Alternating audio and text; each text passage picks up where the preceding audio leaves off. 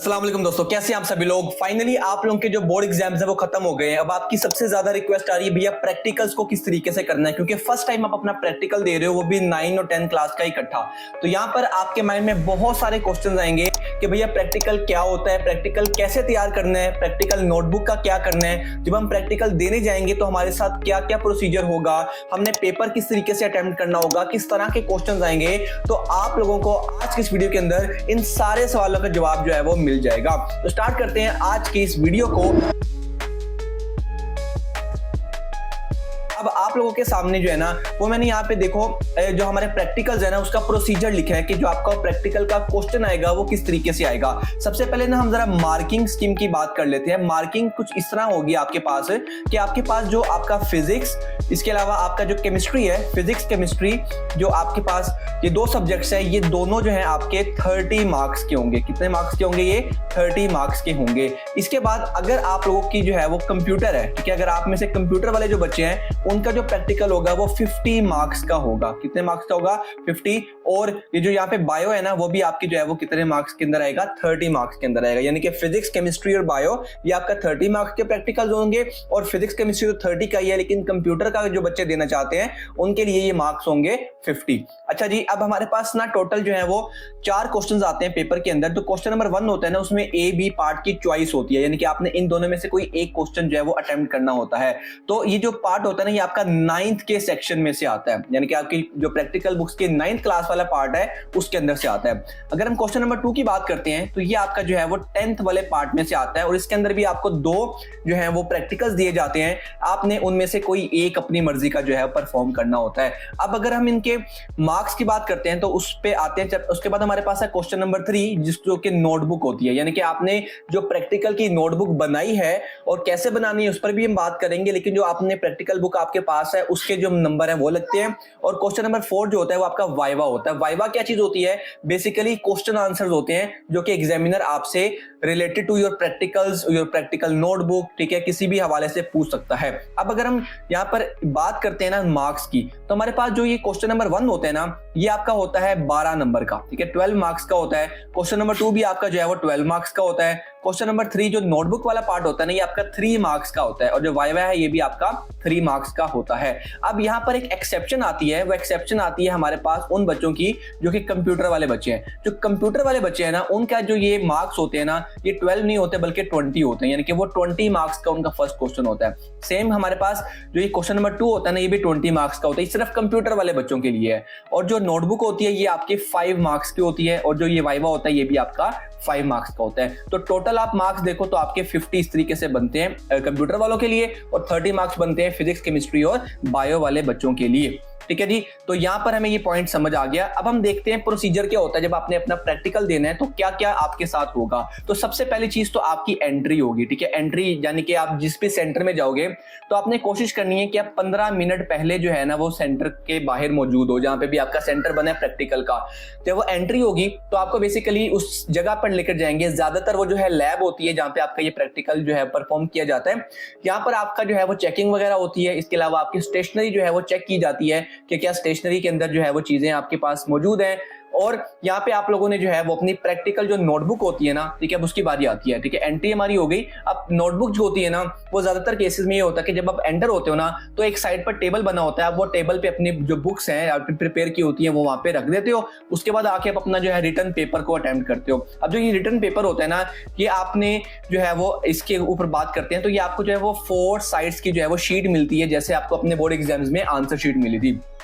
अब आपने क्योंकि टोटल 2 प्रैक्टिकल्स करने होते हैं तो आपने जो है वो 2 साइड्स जो है ना वो 2 साइड्स जो है ना आपने, ठीक है, वो आपके एक प्रैक्टिकल के लिए आएंगे, ठीक है। आपने 2 साइड्स को एक प्रैक्टिकल को परफॉर्म करने के लिए रखना है, ठीक है। यहाँ पर इस बात का आप लोगों ने ख्याल रखना है कि आप लोगों ने 2 साइड से ज्यादा का प्रैक्टिकल जो है वो परफॉर्म नहीं करना। अब उसमें लिखना क्या है उस पर भी हम डिटेल में बात करेंगे। इसके बाद हमारे पास है वाइवा, ठीक है। जब आप अपना पेपर दिया होगे फिर आप जो है आपकी नोटबुक चेक होगी, उसके मार्क्स लगेंगे, देन आपका वाइवा होगा। अब viva basically question answer session होता है। अब आपने इसके अंदर क्या क्या चीजों करनी है, क्या क्या ख्याल रखना है, इस पर हम बात करते हैं। अब कुछ मिस्टेक्स के बारे में हम बात करते हैं कि कौन सी बच्चे जो है ना वो मिस्टेक्स करते हैं जो जनरल बच्चे कर रहे होते हैं। तो सबसे पहली चीज है नर्वस, ठीक है, वो बहुत ज्यादा नर्वस हो जाते हैं, उनको लगता है पता नहीं प्रैक्टिकल है, कोई जिन आ गया हमारे पास, ठीक है। तो टेंशन बिल्कुल भी नहीं लेनी है, ये बिल्कुल आपका ऑर्डिनरी एग्जाम ही होता है, ठीक है, बहुत ईजी होता है मैट्रिक लेवल के ऊपर। सेकेंड है हमारे पास यूज ऑफ पेंसिल। पेंसिल आप लोगों ने यूज नहीं करनी प्रैक्टिकल को अटेम्प्ट करते हुए, ठीक है। आपने डायग्राम कुछ भी होगा, टेबल बनाना होगा, कुछ भी करना होगा, आपने वो पेन से ही करना है। थर्ड है हमारे पास टेबल वैल्यूज, ठीक है। आपने जो टेबल वैल्यूज है ना, यहाँ पर जब आप अपना ऑब्जर्वेशन का टेबल लिख रहे होते हो ना, हम कैलकुलेशन करने के लिए, तो यहाँ पर बच्चे ना एक एक वैल्यू को याद करने की कोशिश करते हैं, जो कि इम्पॉसिबल है, आप याद नहीं कर सकते। तो क्या करो, एक रैंडम वैल्यू अपने माइंड में रखो और उसके अकॉर्डिंग सारी कैलकुलेशन को करो, ठीक है जी। कैलकुलेटर लेकर जाना आपने हरगिज नहीं भूलना, ठीक है, कैलकुलेटर जो है वो मैंडेटरी है।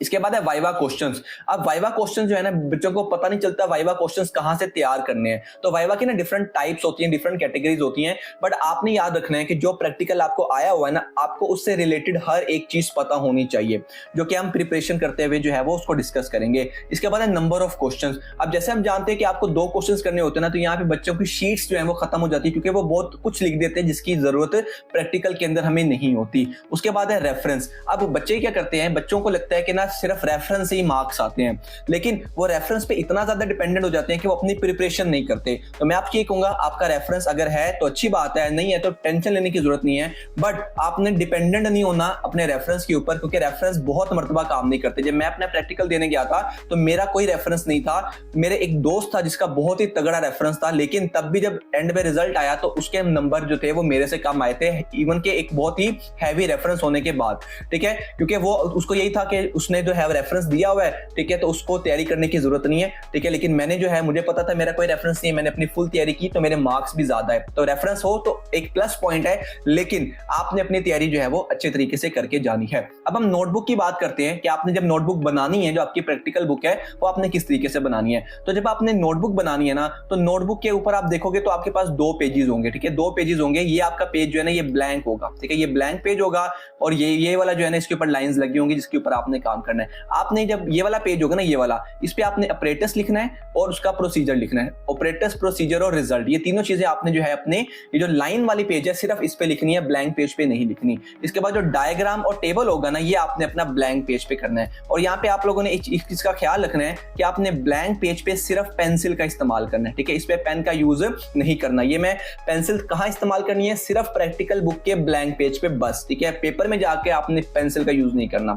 इसके बाद आपका ये है कि आप लोगों ने जो है अपना जो पेपर है, आपके पूरी practical book neat and clean होनी चाहिए, ठीक है, साफ सुथरी बनानी है, क्योंकि आपके पास बहुत टाइम है, आप इजीली जो है वो दिन के अगर 2 प्रैक्टिकल्स भी लिखो तो इजीली हो जाएंगे। और प्रिपरेशन जो है आप लोगों ने प्रैक्टिकल लिखते हुए साथ साथ ही कर लेनी है, ठीक है। प्रिपरेशन के अंदर आपने किन चीजों का ख्याल रखना है, उसके अंदर आपको ऑपरेटर्स जो है वो सारा पता होना चाहिए कि इस प्रैक्टिकल में कौन सा ऑपरेटर्स यूज किया गया है। प्रोसीजर आपको जो है वो रैंडम प्रोसीजर पता होना चाहिए कि यार प्रोसीजर में हुआ क्या है, एग्जैक्टली वर्ड बाय वर्ड याद करने की जरूरत नहीं है, बट आपको पता हो कि प्रैक्टिकल कैसे परफॉर्म किया जा रहा है। और लास्ट चीज जो है ना, आप लोगों को जो है वो ऑब्जर्वेशन जो है वो ये पता होनी चाहिए कि ऑब्जर्वेशन में टेबल जो है वो आप लोगों ने किस तरीके से बनाना है, उसके अंदर कौन कौन सी वैल्यूज का इस्तेमाल करना है, क्योंकि ये जो चीजें है ना, ये ऑब्जर्वेशन टेबल, ये चीजें आपने अपने पेपर के अंदर भी लिख कर आनी है। अच्छा जी, अब वो बच्चे जो कि रेडीमेड नोटबुक के चक्करों में हैं कि वो चाहते हैं कि हमें लिखना ना पड़े, हम रेडीमेड मार्केट से जाकर ले लें, तो उनके लिए भी जो सोल्यूशन है, आप लोगों ने जब बुक लेनी है तो आपने देखना है कि पहली बात बुक नीट एंड क्लीन होनी, साफ सुथरी बुक लेनी होनी चाहिए अगर आप बनी बनाई बुक मार्केट से ले रहे हो। इसके बाद है पेंसिल का उस पर यूज नहीं होना चाहिए, वो जो प्रैक्टिकल्स लिखे हुए हैं वो पेंसिल के साथ ना लिखे गए हों, ठीक है। उसके बाद आपने देखना है कि डायग्राम्स हैं वो साफ सुथरी बनी हुई हैं, डायग्राम पेंसिल से ही होनी चाहिए, ठीक है। बाकी प्रोसीजर जो है, बाकी जो प्रोसीजर है, ऑपरेटर्स है, वो पेन से हो, लेकिन डायग्राम जो है वो पेंसिल से बनी हो। और लास्ट चीज बड़ी इंपॉर्टेंट जो आपने चेक करनी है वो ये है कि आपकी प्रैक्टिकल बुक जो आप खरीद रहे हो मार्केट से बनी बनाई, वो चेक नहीं होनी चाहिए, ठीक है, वो किसी ने पहले चेक ना की हो, ठीक है, ये वाली आपने लेनी है, क्योंकि अगर वो चेक की होंगी ना तो वो डेट पिछली लगी होगी जो कि एग्जामिनर पकड़ सकते हैं। इन बातों का आप लोगों ने ख्याल रखना है, ठीक है। एक छोटी सी बात और है कि जब आप एग्जामिनेशन हॉल में जा रहे हो ना, अगर वो आपसे पूछते हैं कि ये प्रैक्टिकल बुक आपने खुद बनाई है नहीं, तो आपने चुप करके कह देना ये मैंने बनाई है, ठीक है। अगर आप उनको उनको बताओगे ना कि ये बनी बनाई ली है, तो वो आपके जो है वो आपसे ले लेंगे या आपकी जो है ना आपके नंबर नहीं लगाएंगे। तो इस बात का आप लोगों ने ख्याल रखना है। मैं जानता हूं आप लोगों के माइंड में क्वेश्चन होगा कि भैया जो रेडीमेड बुक्स हैं वो हम क्यों लें, क्योंकि इस मर्तबा तो गवर्नमेंट ने जो है या बोर्ड ने ये नोटिफिकेशन जारी किया है कि वो एक्सेप्टेबल नहीं है। तो देखो बच्चों, मार्केट में ना दो किस्म की बुक्स होती हैं। अगर हम रेडीमेड की बात करते हैं, एक वो होती हैं जो कि हाथ से लिखी गई होती हैं और वो मार्केट में सेल आउट हो रही होती हैं, और दूसरी वो होती हैं जो कि प्रिंटेड फॉर्म के अंदर होती है, यानी कि वो हाथ से लिखी नहीं होती, वो एक मर्तबा एक बंदे ने लिखकर बाकी सारों को प्रिंट करवाया होता है। अगर हम नोटिफिकेशन को देखें ना तो वो उस टाइप की जो रेडीमेड बुक्स है उसकी बात हो रही है कि वो जो है वो एक्सेप्टेबल नहीं होंगी। लेकिन अगर एक ऐसी रेडीमेड बुक आपको मार्केट से मिल रही है जो कि रिटन फॉर्म के अंदर है और इसको ना पहचानना थोड़ा मुश्किल होता है, ठीक है, इसके लिए मैंने क्या किया है, मैंने मार्केट जाकर, ठीक है, फिजिकली मार्केट जाकर बहुत सारी जगहों से वो सारी बुक जो है वो निकाली हैं जो कि बोर्ड के अंदर एक्सेप्टेबल होंगी फॉर रेडीमेड, ठीक है, जो कि हाथ से लिखी गई हैं, और वो सारी किताबें मेरे पास यहाँ पर मौजूद है। ठीक है, अब आपने सिर्फ ये नहीं देखना, अब देखो मेरे पास वो वाली सारी जो बुक्स हैं वो भी मौजूद हैं जो कि आपके पास बगैर लिखी हुई हैं, ठीक है, यानी कि बिल्कुल न्यू बुक्स हैं। तो आप अगर ये वाली रेडीमेड बुक्स जो कि मैंने सारी फिल्टर आउट करके निकाली हैं, जो कि बोर्ड एग्जाम में एक्सेप्टेबल भी हैं और ये हाथ से लिखी गई हैं ना कि प्रिंटेड, ठीक है, तो आप भी जब मार्केट में जाओ तो आप इस चीज को लाजमी देखना कि वो प्रिंटेड फॉर्म में नहीं होनी चाहिए, रेडीमेड होनी चाहिए। तो अगर आप लोग चाहते हो कि जो मैंने खुद फिल्टर करके ये सारी बुक्स ली हैं, ठीक है, वो आप लोगों को मार्केट से कम प्राइस पर मिले, ठीक है, तो आप मुझे नीचे व्हाट्सएप के ऊपर जो है वो मैसेज कर सकते हो। ठीक है, इन बुक्स की प्राइस जो मैंने रखी है वो है बहुत ही ज्यादा लिमिटेड, ठीक है। अगर आप मार्केट से न्यू लेने जाते हो ना, ये बुक्स मुझे जो है वो 3000 की जो है वो मार्केट के अंदर मिल रही हैं, ठीक है, बट ये जो आपको मैं बुक्स देने लगा हूं, ठीक है, ये बुक्स आपको 2490 रुपीज में मिलेंगी, यानी कि 2490 रुपीज के अंदर विद फ्री डिलीवरी आपको डोर स्टेप पर आपकी जो है ये बुक्स जो है वो आप लोगों को डिलीवर हो जाएंगी। ठीक है, तो जो बच्चे इसमें इंटरेस्टेड हैं, और देखो बच्चों मैं आपको अगेन कह रहा हूं, सिर्फ इसकी जरूरत नहीं है आपको, और एक लास्ट बात, ये सिर्फ पंजाब बोर्ड के जितने भी आप किसी भी सिटी के अंदर रहते हो पंजाब की, आपको घर तक डिलीवर होंगी और ये आपके बोर्ड में एक्सेप्टेबल भी है। अच्छा जी, अब आपने अटेम्प्ट कैसे करना है, वो अटेम्प्टेशन वाला पार्ट जो आपने रिटन पेपर के अंदर करना है, तो आपने जो है ना उसके अंदर रिटन पेपर के अंदर आपने ऑपरेटर्स और प्रोसीजर्स जो है वो नहीं लिखने, ठीक है, ये चीजें सिर्फ प्रैक्टिकल नोटबुक के अंदर लिखने वाली थी। इसके बाद आपने जो है वो जो चीज लिखनी है वो डाटा एंड ऑब्जर्वेशन है, यानी कि आपका जो डाटा वगैरह है वो आपने लिखना है, ऑब्जर्वेशन का टेबल बनाना है और रिजल्ट जो है वो आपने लिखना है। इसके बाद डायग्राम और टेबल ये भी आप लोगों ने बनाना है, और ये आपने जो है वो किससे बनाना है, ये आपने पेन से बनाना है, पेंसिल से नहीं बनाना। इसके बाद लास्ट पे जो इनका रिजल्ट आया होगा ना वो लिखना है। अब जब हम टेबल बनाते हैं ना, तो टेबल के अंदर जो वैल्यूज होती है ना, आपने उन वैल्यूज का मीन कैलकुलेट करना होता है, ठीक है। बेसिकली ये रिजल्ट होता है, मीन मतलब आपने 3 मरतबा जो है ना 3 ऑब्जर्वेशंस लेनी होती है, 3 ऑब्जर्वेशन लेनी है, उनको टेबल में वैल्यूज लिखनी है, उनका जो रिजल्ट आएगा उनका मीन निकाल के वो आपने रिजल्ट के अंदर लिखना है कि टोटल इनकी मैंने 3 मरतबा ये एक्सपेरिमेंट किया है हाइपोथेटिकली, और उन तीनों का जो है वो अलग अलग रिजल्ट आया, तो इनका जो मीन वैल्यू है वो ये बनी है, ठीक है। मीन वैल्यू कुछ मुश्किल नहीं होता, आपने तीनों जो रिजल्ट्स आए ना x1 x2 प्लस x3, आपने इसको 3 पे डिवाइड कर देना है, तो ये किसकी वैल्यू आ जाएगी, ये आ जाएगी मीन की वैल्यू, ठीक है जी।